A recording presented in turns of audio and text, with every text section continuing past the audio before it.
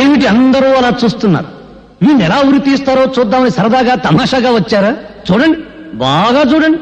ఇప్పుడు నాకు ముసిగేస్తారు, తాడు తగిలిస్తారు. ఈ తలారి సోదరుడు ఒకే ఒక గుంజు కసక్కును గుంజుతాడు, అంతే.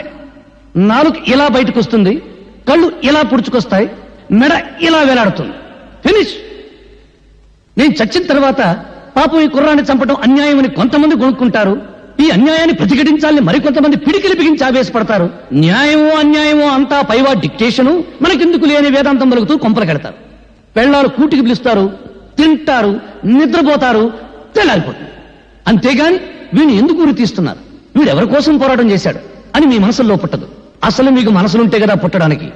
అప్పుడు మీ మనసు తెల్లవాడికి బానిస, ఇప్పుడు నల్లవాడికి బానిస. దేశభక్తి మీలో ఎప్పుడో చచ్చిపోయింది.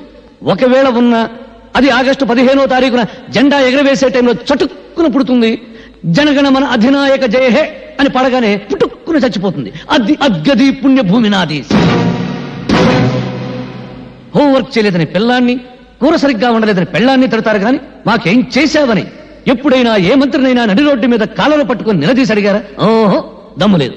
తరతరాల నుంచి మహారాజుల దగ్గర నుంచి నేటి రాజకీయ నాయకుల దాకా వాళ్ళ కళ్ళ చుట్టూ గానుగుల్లా పినుగుల్లా తిరగటం మీకు అలవాటైపోయింది. మీ జీవితంలో కొత్త సూర్యోదయం కోసమే అడవుల పాలై ఆకలి తప్పులను సహిస్తూ ప్రాణాలను సైతం త్యాగం చేస్తున్న దారి తప్పిన నాలాంటి సోదరులను చూసైనా మీ పీకు గుండెల్లో ధైర్యం పుట్టదు.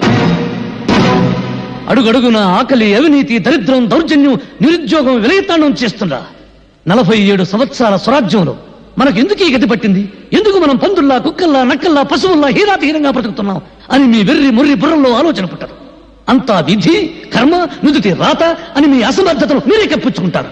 నూతిలోని కప్పల్లా, ముద్దురాతి చిప్పల్లా గిరిగీసుకుని బ్రతుకుతున్నారు. చందమామ రావే, జాబిల్లి రావే అని రాని చందమామ చూపించి చిన్నప్పుడు మీ అమ్మ మిమ్మల్ని మోసం చేసింది. ప్రణాళికలు రావే, ప్రాజెక్టులు రావే, తెల్ల పంచదార కార్డుకు బంగారం రావే అని నాయకులు మిమ్మల్ని మోసం చేస్తూ పాడే పాటలు వింటారు, ముద్ద రేస్తారు. 5 సంవత్సరాలు బొటరు వేలు నోట్లో పెట్టుకుని చిక్కుంటారు. ఆ తర్వాత వాళ్ళు చేసే మోసాలు, దోపిడీలు మీరు కనిపెట్టుకున్నా ఉండడం కోసం మీకు చిన్న పని పెడతారు. ఏమిటా పని? నేను హిందువుని, నేను ముసల్మాన్, నేను క్రిస్టియన్, నేను బ్రాహ్మణుని, నేను రెడ్డిని, నేను చౌదరిని, నేను కాపుని, నేను హరిజనుని, నేను ఉత్తర హిందుస్థాన్, నేను దక్షిణ హిందుస్థాన్ అని మీలో మీరు రెచ్చగొట్టుకునేలా చేస్తారు. ఎక్కడ నీ పుణ్యభూమి, ఎక్కడ నీ దేశం? 1వ క్లాసు పిల్లనాడు చదువుతాడు. నన్నయ బ్రాహ్మణ కులమన పుట్టెను, గాంధీజీ గుజరాతీ కోమటి, అంబేద్కర్ హరిజనుడు. ఎవడడిగాడండి వీళ్ళ కులం దేశానికి నూరి పుయ్యమని? ఇవన్నీ వాగితే నేను పిచ్చోడు. పొరపాటున మీలో ఎప్పుడైనా దేశభక్తి అనే ఆవేశం పుడితే దాని మీద నీళ్లు చల్లడం చాలా తేలిక. ఇప్పుడు చార్మినార్ ఉన్న చోట శ్రీకృష్ణుడు ఆవులను మేపాడంటే చాలు, ఫినిష్.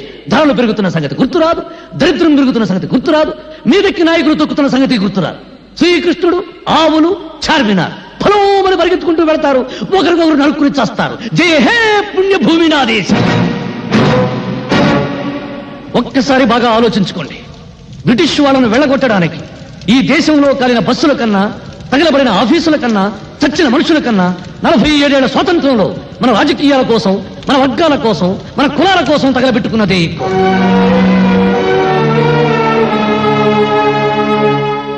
ఏమిటి అందరూ మౌనంగా నిలబడ్డారు?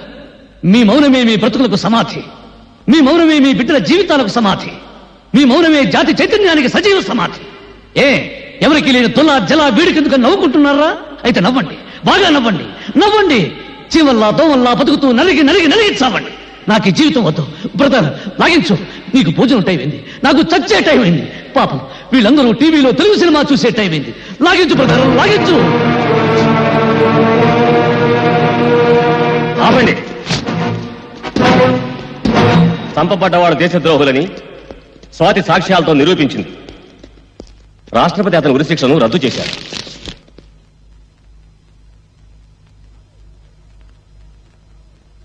Stop it!